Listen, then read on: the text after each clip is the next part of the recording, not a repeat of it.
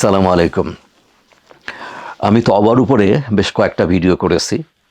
একই বিষয়ের উপর আমি আরেকটা কথা আজকে ভিডিও করতে চাচ্ছি, কিছু কথা বলতে চাচ্ছি। তো তওবা এবং ইস্তেগফার নিয়ে আরেকটা ভিডিওতে কথা বলবো। তো তওবা যখন বান্দা করেন তখন আল্লাহর তওবা করা। তওবার শব্দের অর্থ হচ্ছে মানুষ যখন তার কৃতকর্মের জন্য অনুতপ্ত হয়, অনুতপ্ত ফিরে আসে। ফিরে আসাকে বলা হয় তওবা। তো এই যে ফিরে আসা, আল্লাহ তাআলা মনে সবসময় চান যে তার বান্দা তওবা করুক এবং সে ভুল পথ থেকে ফিরে আসুক।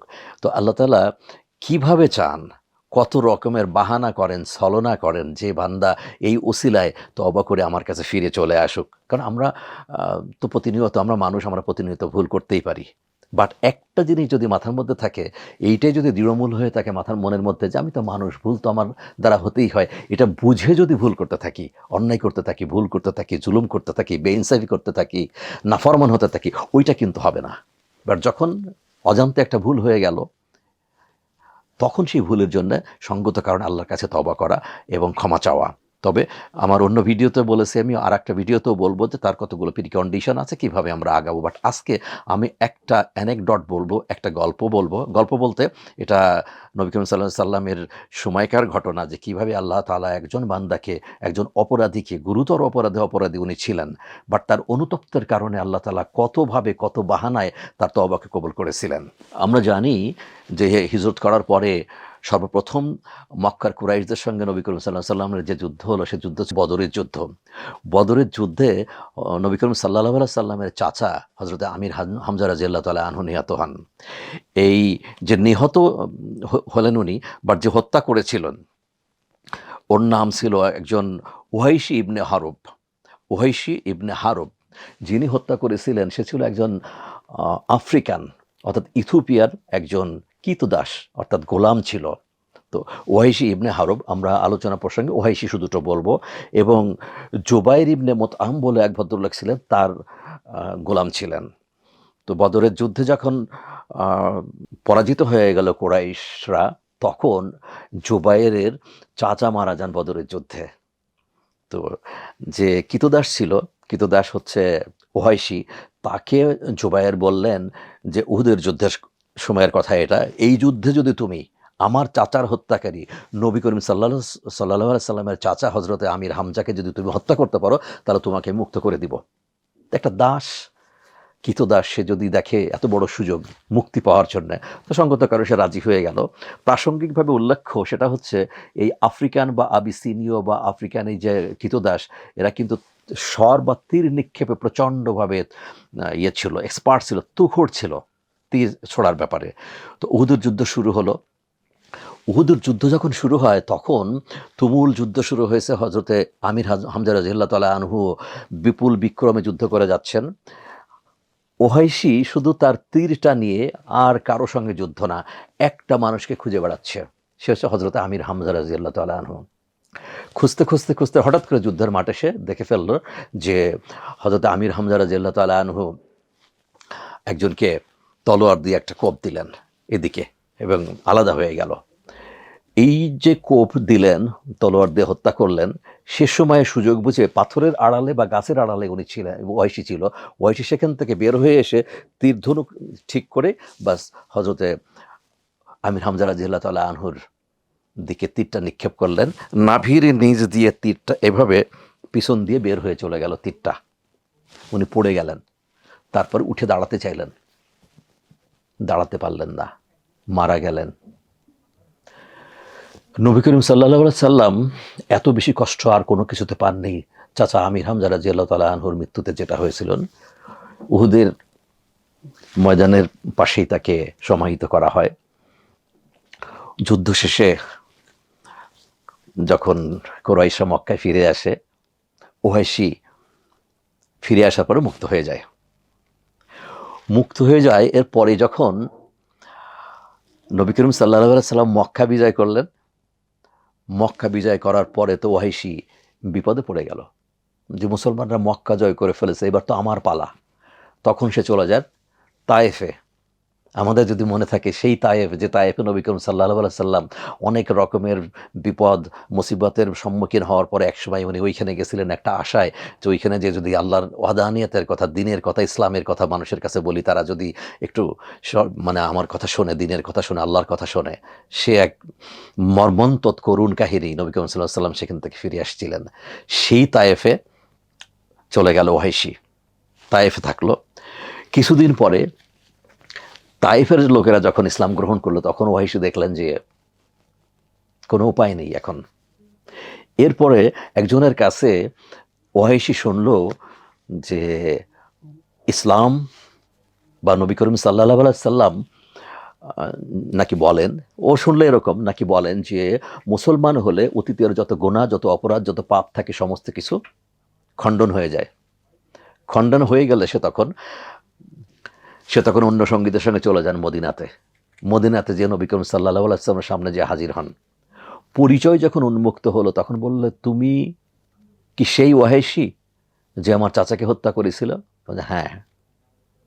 বললেন, সঙ্গে সঙ্গে উনি মুখটা বিবর্ণ হয়ে গেল, যন্ত্রণায় কুঁকড়ে গেল। তখন উনি বললেন, তখন উনি সরে চলে গেলেন, বললেন যে কিয়ামতের আগ পর্যন্ত তোমার মুখ আমি আর দেখতে চাই না। এই বিষয়টা ছিল নবী করিম সাল্লাল্লাহু আলাইহি ওয়াসাল্লাম, কিন্তু রাগ, পার্থিব কোনো রাগ বা ক্রোধ বা কোনো কিছু ছিল না, কিন্তু সেটা ছিল মঙ্গলের জন্যে উনি সরে গেলেন। বাট উনি বললেন যে আমি শুনেছি যে ইসলাম গ্রহণ করলে অতীতের পাপ সমস্ত ক্ষমা করে দেওয়া হয়, একটা চিঠি লিখলেন। তো ওয়াহিশী তখন লিখে পাঠালো যে আমি তো ইসলাম গ্রহণ করতে চাই, কিন্তু একটা আয়াত আমাকে ইসলাম গ্রহণ করার ক্ষেত্রে বাধা দিচ্ছে। সেটা কি? আল্লাহ, যারা আল্লাহ ছাড়া অন্য কাউকে উপাস্য হিসেবে গ্রহণ করে না, অন্যায়ভাবে কাউকে হত্যা করে না, যারা আল্লাহ ছাড়া অন্য কাউকে উপাস্য হিসেবে গ্রহণ করে না, অন্য কাউকে অন্যায়ভাবে হত্যা করে না, ব্যভিচার করে না, এরা ছাড়া, মানে যারা এসব কাজ করেছে তারা পাপী।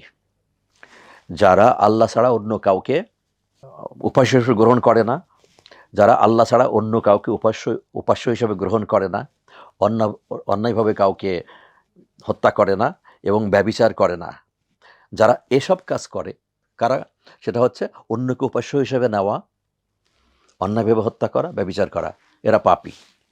তো ওয়াহিশী লিখলেন যে আমি তো এগুলো করেছি, সুতরাং আমার তো কোনো সুযোগ এখানে নেই।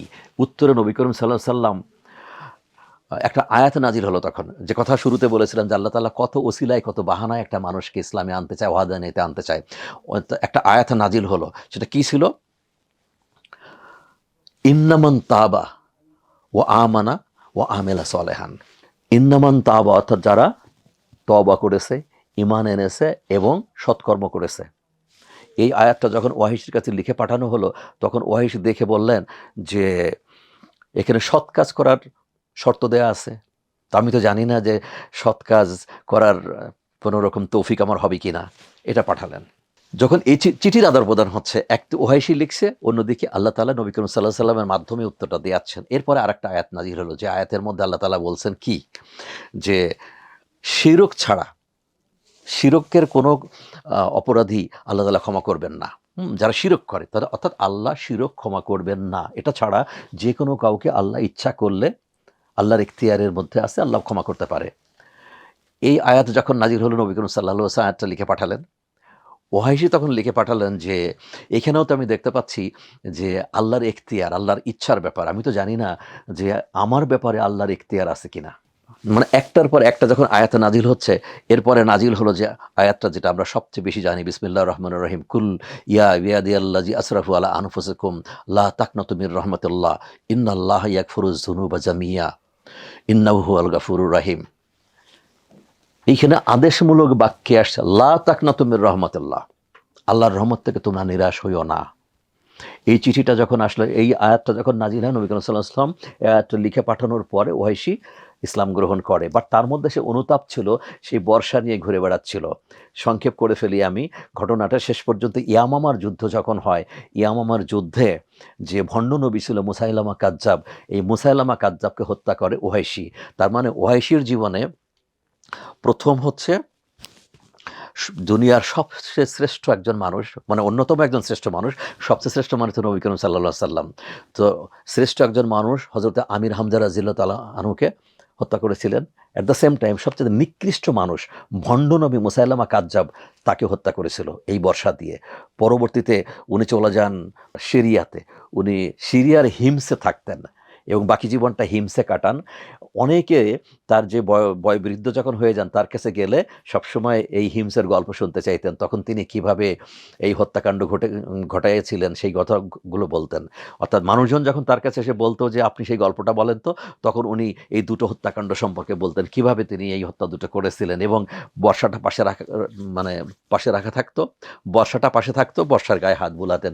তার মধ্যে সেই অনুতাপ ছিল যে আমি এই বর্ষা দিয়ে সর্বোৎকৃষ্ট মানুষ যে নবী করিম সাল্লাল্লাহু আলাইহি সাল্লাম তার চাচাকে হত্যা করেছি, আর সবচেয়ে নিকৃষ্ট মানুষ তাকে হত্যা করেছি, বাকিটা আল্লাহর ব্যাপার। তো আমরা এই পুরো ঘটনার থেকে যেটা জানতে চাই যে আল্লাহ তাআলা কত রকমের বাহানা খোঁজেন একটা পথভ্রষ্ট মানুষকে, একটা বেদিন মানুষকে আবার দিনের রাস্তায় আনার জন্য, পথে আনার জন্যে, তার জন্য বিশেষভাবে একটার পর একটা আয়াত নাজিল হয়েছে এবং এটার আদান প্রদানের মাধ্যমে আল্লাহ তাআলা তাকে ইসলাম কবুল করাইছেন। এর থেকে শিক্ষা একটাই, সেটা হচ্ছে আমরা যত বড় অপরাধ করি না কেন, আল্লাহ বলেছেন তোমরা নিরাশ হইও না, লা তাকনাতু মির রাহমাতিল্লাহ, তোমরা আল্লাহর রহমত থেকে নিরাশ হইও না। সো আমরা আমাদের ভুলভ্রান্তি যদি উপলব্ধি করি তাহলে আমরা তওবা করি, ইস্তেগফার করি এবং আল্লাহর কাছে ক্ষমা চাই এবং অতীত যে ভুলগুলো হয়ে গেছে সেই ভুলগুলো যাতে রিপিটেশন না হয়, তাহলে ইনশাল্লাহ আল্লাহ হয়তো আমাদেরকে ক্ষমা করে দিবেন এবং আল্লাহ আমাদেরকে জান্নাত দিবেন এবং আল্লাহ আমাদেরকে এই রমজানের অন্যান্য যে বরকত আছে সেগুলো হাসিল করার তৌফিক এনায়েত করুন। আমিন। আসসালামু আলাইকুম।